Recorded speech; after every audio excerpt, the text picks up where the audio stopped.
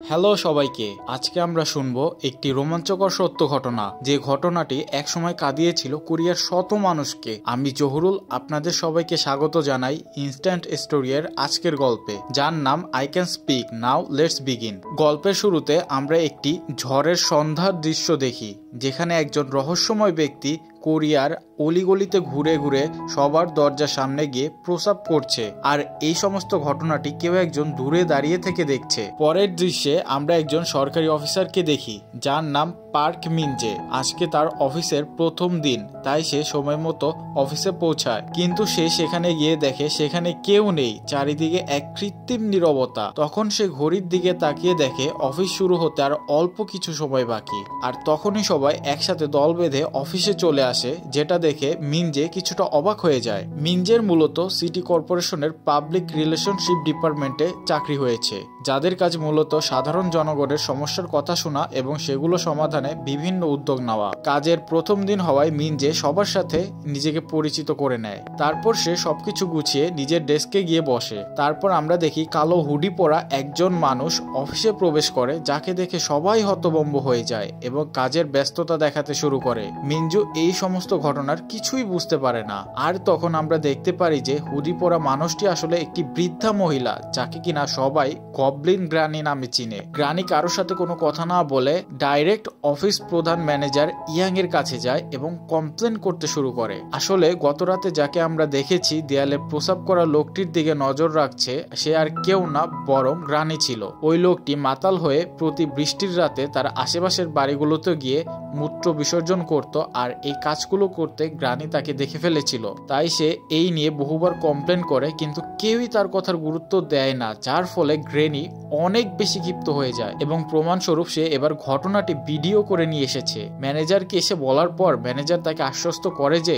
ঘটনাটি সে দেখবে। তখন ম্যানেজারের পাশে দাঁড়িয়ে থাকা তার বন্ধু গ্রানিকে বলতে থাকে যে এটাও কি কোনো কমপ্লেন করার বিষয় হলো নাকি। তখন গ্রেনি তার উপর চটে যায় এবং বলতে শুরু করে যে ছোট বিষয়গুলোতেও কমপ্লেন করা তার অধিকার, আর সরকার তাদেরকে নিয়োগ করেছে নাগরিকদের যে কোনো সমস্যা সমাধান করার জন্য, আর তারা যদি শীঘ্রই তার সমস্যা সমাধানের ব্যবস্থা না করে তাহলে সে এই নিয়ে উপর মহলে যাবে। আর দূর থেকে দাঁড়িয়ে মিনজু এই সমস্ত ঘটনাগুলো ভিডিও রেকর্ডিং করছিল। গ্রেনি যেটি দেখতে পেয়ে তার দিকে তেড়ে আসে এবং তাকে জিজ্ঞাসা করে সে কেন তাদের অনুমতি ছাড়া ভিডিও করছে। মিনজু তখন গ্র্যানিকে বলেছে যে সে এভিডেন্স রাখার জন্য এটি করেছে, কারণ প্রত্যেকটি কমপ্লেইনের একটি নির্দিষ্ট এভিডেন্স তাদের কালেক্ট করে রাখতে হয়। গ্রেনি তখন তার কথা শুনে তার কাছে সমস্ত কমপ্লেন করতে শুরু করে। মিনজু তখন তাকে থামিয়ে জিজ্ঞাসা করে যে তার কাছে কি কমপ্লেন জমা দেওয়ার ফর্ম আছে কিনা। গ্র্যানি তখন তাকে উত্তর দেয় তার কোনো ফর্ম প্রয়োজন হয় না, এখানে সবাই তাকে চেনে। মিনজু গ্র্যানিকে বলে যে সে নিয়মের বাইরে কিছুই করতে পারবে না,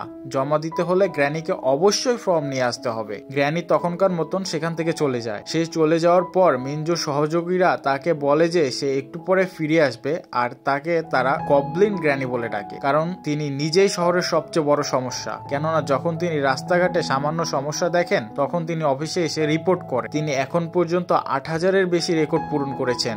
তিনি প্রতিদিনই এখানে আসেন এবং গত ২০ বছরে তিনি ৫টি পরিচালকের নামে অভিযোগ করেছেন। এমনকি শহরের লোকেরাও তাকে পছন্দ করে না, কিন্তু মিনজে মনে করে যে হয়তোবা তাকে সামলাতে পারবে। পরের দিন আমরা দেখি যে গ্র্যানি হাত ভর্তি কাগজপত্রের স্তূপ নিয়ে অফিসে এসেছে। আসলে সে একাই ৫০টি ফর্ম নিয়ে এসেছে কমপ্লেন করার জন্য। সবাই এতে বিরক্ত হলেও মিনজু সাথে সাথে গ্র্যানির সবগুলো কমপ্লেন নিচ্ছিল। তখন মিনজুর এই অবস্থা দেখে তার এক কলিগ তাকে এই অবস্থা থেকে বের করার জন্য এসে বলে তোমাকে স্যার ভিতরে ডাকছে, আমি গ্র্যানির সমস্যাগুলো দেখে নিচ্ছি, যার ফলে সেই যাত্রায় মিনজু বেঁচে যায়। পরের সিনে আমরা দেখি যে গ্র্যানি তার মহল্লার একজন দোকানদার মহিলার সাথে ঝগড়া করছে। সে তাকে হুমকি দিয়ে বলে যে তুমি বেআইনি ভাবে এখানে দোকান দিয়েছ এবং আমি সমস্ত প্রমাণ জোগাড় করে রেখেছি, তুমি যদি এখান থেকে দোকান না সরাও আমি অবশ্যই তোমার নামে কমপ্লেইন করব। এভাবে এক পর্যায়ে মহিলাটির সাথে গ্র্যানির ঝগড়া লেগে যায়। তখন আশেপাশের অনেক লোক জড়ো হয়ে যায় এবং তাদেরকে তখনকার মতো ছাড়িয়ে দেওয়া হয়। গ্র্যানি তখন সেখান থেকে যাওয়ার সময় লক্ষ্য করে যে স্কুলের একটি ছেলে দাঁড়িয়ে দাঁড়িয়ে শুকনো নুডলস খাচ্ছে। তখন সে তার উপরও চিল্লাতে শুরু করে এবং বলে যে নুডলস কি এভাবে খায়, তুমি কি জানো না যে নুডলস কিভাবে খায়। এই বলে সে সেখান থেকে চলে যায়। এরপর আমরা দেখি যে সেই স্কুলের ছেলেটির নাম ইয়ং মিনজে, যে কিনা পার্ক মিনজির ছোট ভাই। ইয়ং তখন বাড়িতে গেলে পার্ক মিনজে তাকে খাবার খেতে বসতে বলে। ইয়ং তখন তার কথার কোনো জবাব দেয় না। এরপর পার্ক যখন তাকে জিজ্ঞাসা করে তার পড়ালেখার কি খবর, তখন ইয়ং তাকে বলে তার এই ব্যাপারে মাথা না ঘামালেও চলবে। এবং তাদের এই কথাবার্তা থেকে আমরা বুঝতে পারি যে দুই ভাইয়ের মধ্যে সম্পর্ক ততটা ভালো নয়, কিন্তু তার ছোট ভাইকে ভীষণ ভালোবাসে। সে তার ভাইয়ের কথায় কষ্ট পেলেও সেটি প্রকাশ করে না। পরের দিন গ্রানি অফিসে একটি প্রিন্ট প্রমাণের বাক্স নিয়ে হাজির হয়, কারণ সে জানতে পেরেছে যে একটি বড় কোম্পানি তাদের এলাকা দখল করে অ্যাপার্টমেন্ট বানাচ্ছে। মিনজে গ্র্যানিকে উত্তর দেয় যে তারা তো অনুমতি নিয়েই করছে। গ্র্যানি তাকে বলে এখানে অনেক ইল্লিগাল কার্যকলাপ চলছে এবং সে তার প্রমাণ নিয়ে এসেছে। মিনজে তখন বিরক্তিতার সাথে সেগুলো অপ্রয়োজনীয় মনে করে নিচে রেখে দেয়। এরপর সেখান থেকে বেরিয়ে গ্র্যানি একটি ক্যাফেতে সেজেগুজে তার বেস্ট ফ্রেন্ড জং সিমের সাথে দেখা করতে যায়। গ্র্যানি ও সিম গল্প করতে শুরু করে এবং সিম তাকে জিজ্ঞাসা করে তার ব্যবসার কি খবর। গ্র্যানি তাকে জানায় যে ব্যবসা আগের মতো ততটা ভালো চলছে না। এরপর সিম তাকে বলে যে তার সাথে বিদেশ ভ্রমণে যেতে, যা শুনে গ্র্যানি বলে যে এই বয়সে সে কোথাও যেতে চায় না, বরং সে তার বাকি জীবনটা তার বাড়িতেই কাটিয়ে দিতে চায়। এর কিছুক্ষণ পর সিম গ্র্যানিকে আবার জিজ্ঞাসা করে যে তার ব্যবসা কেমন চলছে। এতে সে কিছুটা বিরক্ত হয়ে তাকে বলে যে মাত্রই তো বললাম যে ভালো না। গ্র্যানি তখন সিমকে জিজ্ঞাসা করে তোর কি হয়েছে, তুই কি ঠিক আছিস? সিম তখন তাকে জানায় যে বয়সের সাথে সাথে তার স্মৃতিশক্তি ভোগ পেয়েছে। এসব কথার এক পর্যায়ে সিমের মোবাইল ফোনে হঠাৎ কল আসে এবং সে টেবিলে তার মোবাইলটিকে রেখে সেটিকে চারিদিকে খুঁজতে শুরু করে। এতে গ্র্যানি কিছুটা অবাক হয়ে তখন সিমের হাতে তার ফোনটি ধরিয়ে দেয়। এরপর সিম মোবাইলে খুব সুন্দর করে কারোর সাথে ইংরেজিতে কথা বলছিল, যা দেখে সে ভীষণ মুগ্ধ হয়। কৌতূহলের বশে গ্র্যানি সিমকে জিজ্ঞাসা করে সে কিভাবে এত সুন্দর ইংরেজি বলা শিখেছে। সিম বলে যে সে প্রতিদিন নিজেই ইংরেজি বলা প্র্যাকটিস করে রপ্ত করে নিয়েছে, সে চাইলে সেও এটি করতে পারবে। এরপর জং সিম আবারও দেখা করবে বলে সেখান থেকে তাড়াহুড়ো করে বেরিয়ে পড়ে। যাওয়ার সময় ভুলে সেখানে তার রুমালটি ফেলে গ্র্যানি সেটি দেখতে পেয়ে তাকে ফেরত দেওয়ার চেষ্টা করে, কিন্তু ততক্ষণে সিম সেখান থেকে চলে যায়। তখন গ্র্যানি সেটিকে নিজের কাছে রেখে দেয়। রাতে সেলাই করার সময় টেলিভিশন দেখে সে জুন সিমের কথা মতো ইংরেজি শেখার চেষ্টা করছিল এবং সে টেলিভিশন দেখে একটি শব্দ বলা শিখে, তা হলো হোয়াটসঅ্যাপ। এমন সময় গ্র্যানির অন্য একটি বান্ধবী তার দোকানে চলে আসে এবং গ্র্যানি তাকে তার শিখা প্রথম শব্দটি বারবার বলে শোনাচ্ছিল, সাথে খুব খুশি হচ্ছিল। এরপর আমরা দেখি মহিলাটি চলে গেলে গ্র্যানি তার মোবাইল ফোন দিয়ে মার্কিন যুক্তরাষ্ট্রে কোনো একজনকে কল করে, কিন্তু যখন লোকটি ফোন রিসিভ করে তার সাথে ইংরেজিতে কথা বলতে শুরু করে তখন সে খুব ভয় পেয়ে যায় এবং সাথে সাথে ফোনটি কেটে দেয়। পরদিন গ্র্যানি একটি ইংরেজি ক্লাসে ভর্তি হয়ে যায়, কিন্তু এখানে একটি সমস্যা হয় যে টিচার এখানে সবকিছু খুব ফাস্ট বলছিল এবং তার এগুলো বুঝতে খুবই কষ্ট হচ্ছিল। সে তখন টিচারকে রিকোয়েস্ট করে একটু ধীরে পড়ানোর জন্য। টিচার তাকে তাচ্ছিল্য করে বলে যে এসব ইংরেজি শেখা তার কাজ নয়, বরং সে যেন বাড়ি গিয়ে তার কাজ করে। যা শুনে গ্র্যানির খুব রাগ হয় এবং সে কর্তৃপক্ষের কাছে এ নিয়ে কমপ্লেন করতে চায়, কিন্তু তারা তাকে এই বিষয়ে কোনো সাহায্য করতে পারবে না বলে জানিয়ে দেয় এবং তাকে তার সব টাকা ফেরত দিয়ে দেয়।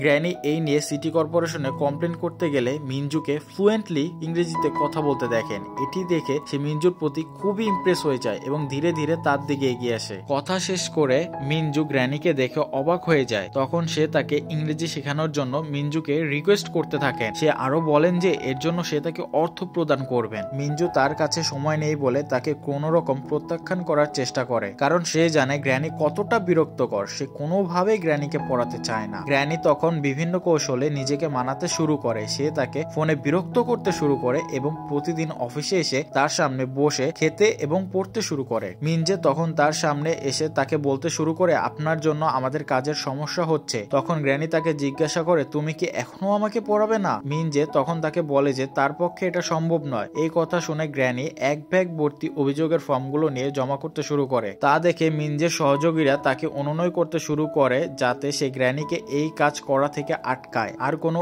উপায় না থাকায় নিজে সে তখন তাকে পড়ানোর জন্য রাজি হয়ে যায়। মিনজে তখন গ্র্যানিকে একটি ডিকশনারি দিয়ে বলে আমি আপনাকে পড়াবো, কিন্তু একটি শর্তে, আর সেটি হলো আপনি এই ডিকশনারি থেকে সমস্ত শব্দ মুখস্থ করবেন এবং আগামীকাল আমি আপনার একটি পরীক্ষা নিব যেখানে 80% মার্কস পেলেই কেবল আমি আপনাকে পড়াবো। গ্র্যানি তার শর্তে রাজি হয়ে যায় আর একটি ছোট্ট বাচ্চার মতন বাড়িতে গিয়ে পড়তে শুরু করে। সে সারা রাত জেগে সমস্ত শব্দগুলো মুখস্থ করার চেষ্টা করে। পরদিন গ্র্যানি পার্ক মিনজের বানানো প্রশ্নে পরীক্ষা দিতে শুরু করে এবং পরীক্ষা শেষে মিনজে তার খাতাটি মনোযোগ দিয়ে চেক করে দেখে যে দাদি 75 মার্কস পেয়েছে। মিনজে তখন দাদিকে অ্যাপ্রিসিয়েট করে এবং বলে যে আপনি খুব ভালো করেছেন, কিন্তু আমার শর্ত মতে আপনি 80% না পাওয়ায় আমি আপনাকে পড়াতে পারবো না। এই বলে সে সেখান থেকে বেরিয়ে যায়। পরবর্তী সিনে আমরা দেখি মিনজে তার অফিস শেষ করে বাসায় যাচ্ছিল এবং সে বাসের জানালা দিয়ে খেয়াল করে যে তার ভাই হেঁটে কোথাও যাচ্ছে। এটি দেখে সে সাথে সাথে বাস থেকে নেমে যায় এবং তার ভাইকে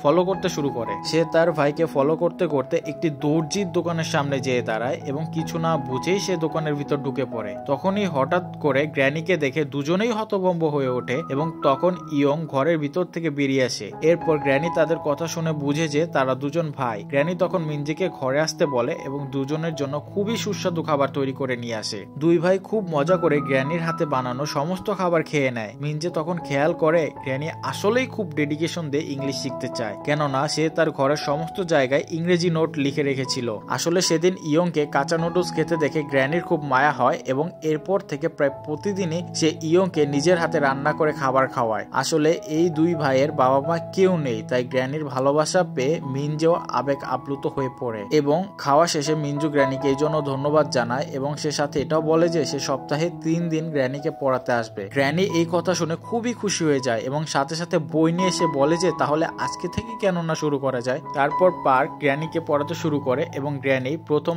এই সেন্টেন্সটি শিখে, সেটি হলো হাউ আর ইউ। পড়া শেষে মিনজে এবং গ্র্যানির বান্ধবীর দোকানে গিয়ে কিছু সময় অতিবাহিত করে এবং সেখানে তারা দুজন দুজনের সম্পর্কে অনেক কিছুই জানতে পারে। আসলে মিনজের বাবা মা আগেই মারা গিয়েছে আর আপন বলতে এখন তার কাছে ইয়ং ছাড়া আর কেউ নেই। এরপর সে যখন গ্র্যানিকে তার পরিবার সম্পর্কে জিজ্ঞাসা করে তখন গ্র্যানি তার কথাটি কোনো রকম এড়িয়ে যায়। ইংরেজি শিখতে শিখতে তারা দুজন একটি পরিবারের মতন হয়ে ওঠেন এবং মিনজে গ্র্যানিকে নিজের আপন দাদির মতো সম্মান করতে শুরু করে দেয়। এভাবে মিনজে এবং গ্র্যানি একদিন একটি ক্যাফেতে যায় এবং মিনজে গ্র্যানিকে কি টাস্ক দেয় যে কোনো একজনের সাথে 10 মিনিট ফ্লুয়েন্টলি ইংরেজিতে কথা বলতে হবে। গ্র্যানি শুরুতে কিছুটা ইতস্তত বোধ করলেও সে কথা বলতে শুরু করে এবং সে খুব সুন্দর করে কথা বলছিল, যার ফলে 10 মিনিট পার হয়ে গেলেও সে তা খেয়াল করে না। গ্র্যানির এত ইমপ্রুভমেন্ট দেখে মিনজে তাকে অনেক অ্যাপ্রিসিয়েট করে এবং তারা দুজন পার্কের একটি বেঞ্চে বসে থাকে। মিনজে সেখানে দাদিকে ইংরেজিতে তার অতীতের কিছু ঘটনা বলতে শুরু করে। সে বলে যে লেখাপড়ার জন্য সে দেশের বাইরে থাকতো এবং যখন তার মা মারা যায় তখন তার বাবা তাকে সেটি জানায়ও নি, যার কারণে সে তখন আসতে পারেনি এবং ইয়ং এতে তাকে ভুল বুঝে। সে ভাবে যে পরিবারের প্রতি তার ভাই উদাসীন, যার ফলে তাদের দুই ভাইয়ের মধ্যে অনেকটা দূরত্ব বেড়ে যায়। দাদি তখন মিনজেকে বলে যে তোমার জন্য আমি আসলেই খুবই দুঃখিত। মিনজে অবাক হয়ে দাদিকে বলে আপনি কি আসলেই আমার সমস্ত কথা বুঝতে পারছেন? দাদি বলে হ্যাঁ, এখন আমি অনেকটা ইংরেজি বুঝতে পারি। এবং পরের দিন সকালে আমরা দেখি থ্যাঙ্কস গিভিং দিন গ্র্যানি একা তার বাসায় বসেছিল। সে সময় ইয়ং ও মিনজে দুজনেই গিফট নিয়ে গ্র্যানির বাড়িতে চলে আসে থ্যাঙ্কস গিভিং পালন করার জন্য, আর তারা একটি পরিবারের মতনই সম্পূর্ণ দিনটি উদযাপন করেন। রাতের বেলায় ইয়ং গ্র্যানিকে জিজ্ঞাসা করে যে সে কেন এত আগ্রহ নিয়ে ইংরেজি শিখছে। গ্র্যানি তখন খুব ইমোশনাল হয়ে পড়ে। সে তাদের বলে যে তার একটি ভাই আছে যাকে কিনা যুদ্ধের পরে একটি বড়লোক পরিবার পালক নিয়ে নেয় আর এখন তার ভাই বিদেশে থাকে, তো সে তার ভাইয়ের সাথে কথা বলার জন্য কেবল ইংরেজি শিখছে। মিনজের গ্র্যানির কথা শুনে খুব খারাপ লাগলো আর সে তখন গ্র্যানির ভাইয়ের নাম্বারটি তার সঙ্গে করে নিয়ে নেয়। পরবর্তী দিন অফিসে যেয়ে সে ওই নাম্বারে কল করে এবং একজন ভদ্রলোক ফোনটি রিসিভ করে এবং মিনজে তাকে গ্র্যানির কথা বলে, কিন্তু অপর প্রান্তে থাকা লোকটি তাকে বলে যে তার কোনো বোন নেই এবং সে যেন এই নাম্বারে আর কখনো যোগাযোগ করার চেষ্টা না করে। তখন এই কথা শুনে মিনজুর মনটি খুব খারাপ হয়ে যায় এবং সেদিন রাতে যখন সে খাবার খেতে গ্র্যানির বাসায় যায় তখন সে গ্র্যানিকে জানায় আপনার আর ইংলিশ শেখার কোনো দরকার নেই। জিজ্ঞাসা করে তুমি কেন এই কথা বলছো? মিনজু তখন দাদিকে মিথ্যে বলে যে তার প্রমোশনের পরীক্ষা আছে তাই সে তাকে সময় দিতে পারবে না। গ্র্যানি উত্তরে তাকে বলে যে আমি বুঝতে পেরেছি, আমি তোমাকে বেতন দেইনি তাই তুমি এমনটা বলছো। মিনজে বলে যে না, আপনাকে পড়াতে পারবো না আর আমার আপনার থেকে কোনো টাকাও লাগবে না। এটা বলে মিনজে সেখান থেকে চলে যায়। আসলে মিনজু চায় না গ্র্যানি তার ভাইয়ের সাথে কথা বলার আশা নিয়ে থাকুক, তাই সে এই কাজটি করে। পরের দিন গ্র্যানি হসপিটালে তার সেই বেস্ট ফ্রেন্ড জিও সিমের সাথে দেখা করতে যায়। আসলে সিমের অবস্থা দিন দিন অনেক খারাপ হয়ে যাচ্ছিল। সিমকে দেখে গ্র্যানি ভীষণ ইমোশনাল হয়ে যায় এবং তার রেখে আসা রুমালটা ফেরত দেয়। গ্র্যানিকে কাঁদতে দেখে সিম তাকে বলে তুই আর কখনোই বদলালি না, আগের মতনই রয়ে গেলি। তখন সিমের নাতনি সেখানে চলে চলে আসে এবং সে গ্র্যানিকে জানায় কিছুদিনের মধ্যেই হয়তো সমস্ত জিনিস সে ভুলে যাবে। তখন সে গ্র্যানিকে রিকোয়েস্ট করে বলে যে আপনিই কেবলমাত্র আমাদের এখানে সাহায্য করতে পারবেন। সিমের নাতনি তাকে আরো বলে এটিই সিমের শেষ ইচ্ছা, আর তারা কি নিয়ে কথা বলছে তা তখন আমাদের জানানো হয় না। এরপর সেখান থেকে চলে যায় সে এবং তারা প্রতিবেশী দোকানদারকে ধরে নিয়ে যাচ্ছে, যার সাথে ইতিমধ্যেই গ্র্যানির ঝগড়া হয়েছিল। সেই মহিলা তখন মনে করে গ্র্যানি হয়তো তার নামেই কমপ্লেন করেছে, কিন্তু গ্র্যানি এই ব্যাপারে কিছুই জানতো না। পরের দিন যখন গ্র্যানি সিটি কর্পোরেশন অফিসে যায় তখন সে আড়াল থেকে ম্যানেজার এবং কোম্পানির লোকদের কথা শুনতে পায়, যার থেকে সে জানতে পারে যে তারা টাকা দিয়ে মহিলাকে ধরিয়ে দিয়েছে যাতে তারা দোকান ভেঙে তারা তাদের প্রজেক্ট শুরু করতে পারে। তখন গ্র্যানি রেগে হেল্প ডেস্কে এসে তার প্রমাণ সহ জমা দেওয়া ফাইলগুলো ফেরত চাচ্ছিল, কিন্তু সেখানে থাকা মেয়েটি তখন গ্র্যানিকে বলে যে এই ফাইলগুলো তার কাছে নেই, মিনজের কাছে এই সমস্ত ফাইলগুলো ছিল। তখনই মিনজেকে দেখে গ্র্যানি তাকে জিজ্ঞাসা করতে শুরু করে তার দেওয়া ফাইলগুলো কোথায়। মিনজে সে সময় গ্র্যানিকে থামিয়ে বলে যে বিল্ডার্স কোম্পানির লোকগুলো যে কাজ করছে তার সমস্তটাই আইন মেনে করছে, আর এখানে গ্র্যানির কি সমস্যা, কেননা তার দোকানটা তো ভাঙা যাচ্ছে না। এই কথা শুনে সে রেগে তাকে জিজ্ঞাসা করে তুমি কি আমার ফাইলগুলো খুলে দেখেছিলে। সে আরো বলে এই সমস্ত কমপ্লেনগুলো সে কখনোই শুধু তার একার জন্য করেনি, আর যেই গরিব মহিলার দোকানটি ভাঙা হচ্ছিল তার একটি অসুস্থ মা আছে, তারা খুব অসহায় আর তারা অনৈতিকভাবে তাদের দোকানটি ভেঙে ফেলছিল। সে অনেক বছর ধরে এই প্রমাণগুলো জমা করছিল তাদের বিরুদ্ধে মামলা করার জন্য। তখন মিনজে চেঁচিয়ে তাকে বলে সবার ব্যাপারে আপনাকে ভাবতে কে বলেছে। এই কথা শুনে গ্র্যানি তাকে সবার সামনে একটি থাপ্পড় মারে, যার ফলে মিনজে ক্ষিপ্ত হয়ে যায় এবং গ্র্যানিকে বলে আপনি যে ভাইয়ের জন্য ইংরেজি শিখছেন সেই ভাই আপনার পরিচয়ও দিতে চায় না, এমনকি আপনার নামও শুনতে চায় না, আপনার সব চেষ্টাই বৃথা, এমনকি কেউ আপনাকে পছন্দ করে না। মিনজের এই কথা শুনে গ্র্যানির শরীর খুব খারাপ হয়ে যায় এবং সবাই সাথে সাথে এসে তাকে ধরে। তারপর সে স্টোর রুমে যায় এবং গ্র্যানির দেওয়া ফাইলগুলো ঘাঁটতে শুরু করে। এখান থেকে সে জানতে পারে গ্র্যানি আসলেই সত্যি কথা বলছিল, বিল্ডার্স কোম্পানি বেআইনি ভাবে মানুষের দোকানগুলো হাতিয়ে নেবার চেষ্টা করছিল। তারপর মহল্লায় বিল্ডার্স কোম্পানির কতগুলো গুন্ডা এসে সেই মহিলাকে তার দোকান থেকে উচ্ছেদ করার চেষ্টা করছে, তাকে মারধর করছে, আর মিনজে সেখানে যায় এবং তাদেরকে বলে কোর্টের অর্ডার না আসা পর্যন্ত তারা কোনোভাবেই এই গরিব অসহায় মানুষদেরকে এখান থেকে উচ্ছেদ করতে পারবে না। এই কথা শুনে সবার মনে কিছুটা সাহস আসে, কিন্তু এই কাজের জন্য পার্ক মিনজের বস তাকে ফোন দিয়ে রাগারাগি করে, কিন্তু সে তার বসকে জানিয়ে দেয় যে সে নিয়মের বাইরে কিছুই করবে না। গ্র্যানি সেই সময় সিমের সাথে দেখা করতে হসপিটালে যায়। তখন গ্র্যানিকে সিমের নাতনি একটি লেটার দেয় যেটি সিম সুস্থ অবস্থায় তাকে লিখছিল। সেই মুহূর্তে একজন সাংবাদিক রুমে প্রবেশ করে এবং তাকে বলে যে আপনিও কি একজন কমফোর্ট উইমেন। আসলে কমফোর্ট উইমেন কোরিয়ার সেই সব নারীদের বলা হয় যাদের যুদ্ধের সময় জাপানের সৈন্যরা ধরে নিয়ে অমানবিক শারীরিক অত্যাচার করেছে। গ্র্যানি এবং জুন সিম দুজনেই ছিল কমফোর্ট উইমেন। 1943 সালের যুদ্ধাবস্থায় মাত্র 14 বছর বয়সে গ্র্যানিকে জাপানের সৈন্যরা ধরে নিয়ে যায়। সেখানে দিনের পর দিন তার উপর চলে এক নির্মম অমানবিক নির্যাতন। তাদের এই নির্মম সত্যটি এত বছর পর্যন্ত সে কাউকে জানায়নি, কিন্তু জুম সিমের নাতনি রেজুলেশন 121 এর একটি সংস্থার সাথে কমফোর্ট উইমেনদের ন্যায় বিচার দেওয়ার জন্য যুক্তরাষ্ট্রের একটি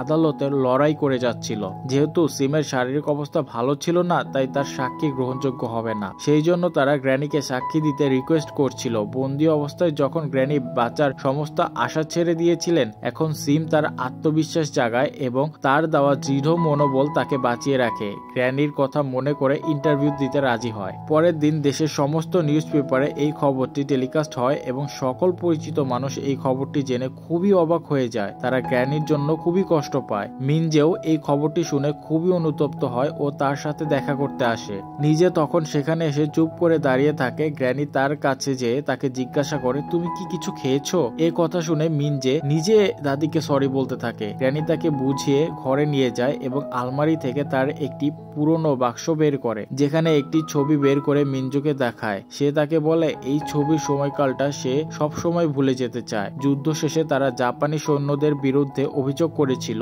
কিন্তু তাদের ট্রান্সলেটর তাদের কথাগুলো না লিখে জাপানের সৈন্যদের পক্ষে বয়ান লিখে দিয়েছিল, যার ফলে তারা তখন ন্যায় বিচার পায়নি। আর এই কারণেই সিম সবসময় ইংলিশ শিখতে থাকতো, যাতে কিনা সে নিজে সাক্ষী দিতে পারে তাদের বিরুদ্ধে। কিন্তু যখন থেকে গ্র্যানি দেখলো সিম সবকিছুই ভুলে যাচ্ছে, তখন সে বুঝতে পারে যে সিম হয়তোবা তার লক্ষ্যে পৌঁছাতে পারবে না। তার এই মনোবল দেখে দেখে গ্র্যানি ডিসাইড করে যে সেও ইংলিশ শিখবে এবং সে এবার সত্যিটা সবার সামনে আনবে আর সাক্ষী দিবে। সে কখনোই তার ভাইয়ের সাথে কথা বলার জন্য ইংলিশ শিখতে চায়নি, কারণ সে জানে তার ভাই তাকে ঘৃণা করে। তারপর সে মিনজেকে জিজ্ঞাসা করে তার লড়াই লড়তে তাকে হেল্প করবে কিনা। মিনজে তখন গ্র্যানিকে বলে যে সব অবস্থায় গ্র্যানিকে হেল্প করবে সে। এরপর আমরা দেখি গ্র্যানির দোকানদার বান্ধবী তাকে ইগনোর করছে। গ্র্যানি যখন তাকে জিজ্ঞাসা করে যে কি হয়েছে, সে কেন তার সাথে কথা বলছে না, তার বান্ধবী তখন তাকে বলে তুমি আসলে কখনোই আমাকে বন্ধুই ভাবনি। তুমি যদি আমাকে বন্ধুই ভাবতে তাহলে এত বড় কষ্টের কথাটা আমার কাছ থেকে কখনোই লুকাতে পারতে না।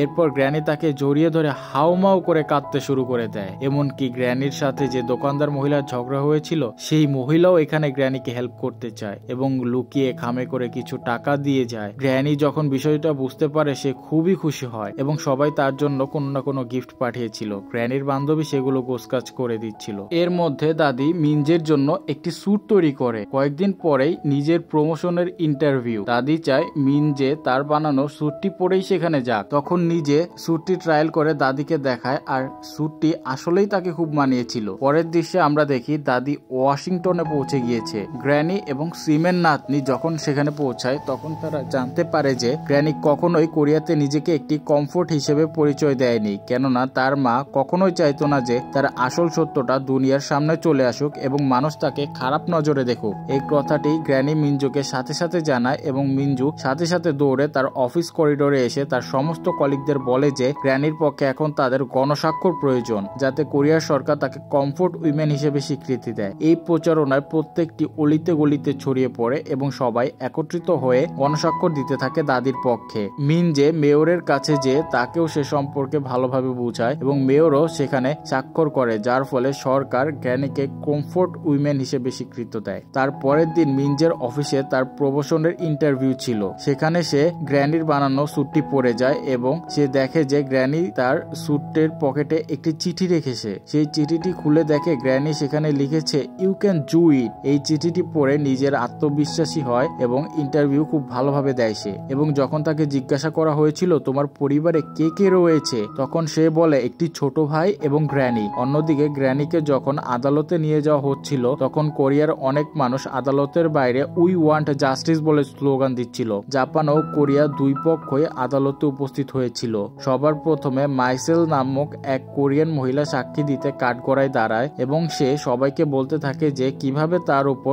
অনৈতিক শারীরিক অত্যাচার হয়েছিল। একই সাথে 10 জন জাপানি সৈন্য তার উপর অমানবিক অত্যাচার করেছিল। একথা শুনে একজন জাপানিজ উকিল তাকে পাল্টা প্রশ্ন করে যে জাপান সরকার তো বলেছে যে আপনারা নাকি টাকার বিনিময়ে সেখানে যেতেন। এইরকম অপবাদ শুনে সে মহিলা খুব ক্ষিপ্ত হয়ে যায় এবং সে সবাইকে উদ্দেশ্য করে বলে যে কেউ কি টাকার বিনিময়ে নিজেকে 10 জন হাইনার হাতে তুলে দিবে না, তাই না? নিশ্চয়ই। কিন্তু উকিলেরা বিভিন্ন ধরনের অযৌক্তিক প্রশ্ন করে মহিলাটিকে বিভ্রান্ত করে তুলে। তার জবানবন্দি নেওয়া শেষ হলে জাজ গ্র্যানিকে কাঠগড়ায় ডাকে। তখন জাপানিজ কিছু উকিল উদ্দেশ্য করে বলে যে উনি যে একজন কমফোর্ট উইমেন তারই তো কোনো প্রমাণ নেই। বিচারক তখন বলে কোরিয়ান সরকার তাকে কমফোর্ট উইমেন হিসেবে স্বীকৃতি দিয়েছে। পরে তাকে পাল্টা প্রশ্ন করা হয় যে সে যে কমফোর্ট উইমেন তার প্রমাণ কি সে দেখাতে পারবে বিচারককে। তখন এই বিশৃঙ্খলা থামাতে জাজ গ্র্যানিকে জিজ্ঞাসা করে আপনি কি প্রমাণ করতে পারবেন যে আপনি আসলে একজন কমফোর্ট উইমেন? এত শত প্রশ্ন শুনে গ্র্যানি হতভম্ব হয়ে যায় এবং সে সেখানে স্তম্ভের মতন দাঁড়িয়ে থাকে আর তার কানে বারবার জাপানিজ উকিলদের কটূক্তিগুলো ভেসে আসছিল। বিচারক তখন বারবার তাকে অর্ডার করে যে আপনি আপনার কথাগুলো বলুন। একই সাথে সিমের নাতনি তখন চিৎকার করে গ্র্যানিকে বলতে থাকে you can speak, but granny কোনো জবাব না দেওয়ায় বিচারক সাথে থাকা লোকদের ইশারা দিয়ে গ্র্যানিকে সেখান থেকে সরিয়ে নিয়ে যেতে বলে। আর সেই মুহূর্তে মিনজু সেখানে চলে আসে এবং চিৎকার করে গ্র্যানিকে জিজ্ঞাসা করে হাউ আর ইউ। গ্র্যানি তখন বলতে থাকে ইয়েস আই এম ফাইন। মিনজেকে দেখে গ্র্যানি তার হারানো আত্মবিশ্বাস ফিরে পায়। মিনজে তখন চিৎকার করে গ্র্যানিকে বলে ইউ ক্যান স্পিক। গ্র্যানি তখন মিনজেকে রিপ্লাই করে ইয়েস আই ক্যান স্পিক। এবং তখন মেয়েটি যে গার্ডকে জানায় মিনজে তাদেরই সদস্য। আর তখন আমরা দেখি মিনজে সেখানে তার সাথে করে সেই ছবিটা নিয়ে এসেছে যেটি তারা জাপানিজ ক্যাম্পে তুলেছিল।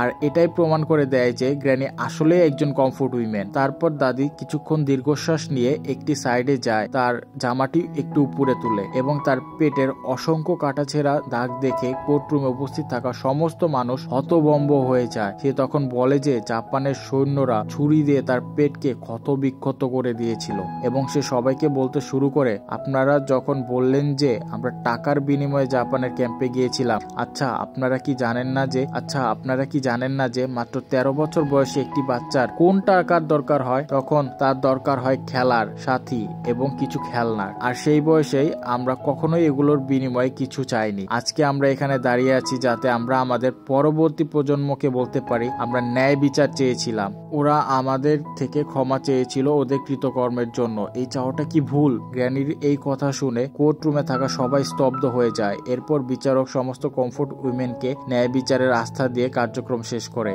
এবং দাদি যখন কোর্টরুম থেকে বেরিয়ে আসে তখন জাপানি অনেক উকিলরা তার কাছে ক্ষমা চায়, দুঃখ প্রকাশ করে, কিন্তু সেখানে তখনও কিছু মানুষ ছিল যারা তাদেরকে কটূক্তি করে যাচ্ছিল। এরই মধ্যে সিমের নাতনি গ্র্যানিকে জানায় ওয়েটিং রুমে তার জন্য কেউ অপেক্ষা করছে। গ্র্যানি সেখানে যেয়ে দেখে তার ভাই তার জন্য অপেক্ষা করছে। সে এতে খুব আবেগ আপ্লুত হয়ে যায় এবং তার ভাইকে জড়িয়ে ধরে কান্না করতে শুরু করে এবং তাকে জিজ্ঞাসা করে, তুমি কিভাবে জানলে আমি এখানে? তার ভাই তাকে বলে যে আমি পত্রিকায় তোমার খবর দেখেছি এবং মিনজের ক্রমাগত কলের মাধ্যমে জানতে পেরেছি। তখন সেও সবকিছুর জন্য ক্ষমা চায় এবং তারা দুজন আবার একসাথে হতে পেরে আনন্দিত হয়। এই সিনেমার গল্পটি এখানেই শেষ হয়ে যায়। আন্তর্জাতিক আদালতে সর্বসম্মতিক্রমে পাস হয় 30 জুলাই 2007 1-to-1 রেজুলেশন, কিন্তু প্রকৃতপক্ষে আজ পর্যন্ত জাপান গভর্নমেন্ট এখনো পর্যন্ত কাছ থেকে এই বিষয়ে ক্ষমা চায়নি। প্রতিটি যুদ্ধ বিধ্বস্ত দেশে এমন হাজারো নারীর করুণ কথা লুকিয়ে আছে, হয়তোবা তারাও ন্যায় বিচার পায়নি আর কখনো হয়তো পাবেও না। এরই মধ্য দিয়ে শেষ করছি আজকের গল্পটি ভালো লাগলে অবশ্যই লাইক কমেন্ট করে পাশে থাকবেন। দেখা হচ্ছে পরবর্তী এপিসোডে এমনই কিছু লোমহর্ষক ঘটনা নিয়ে।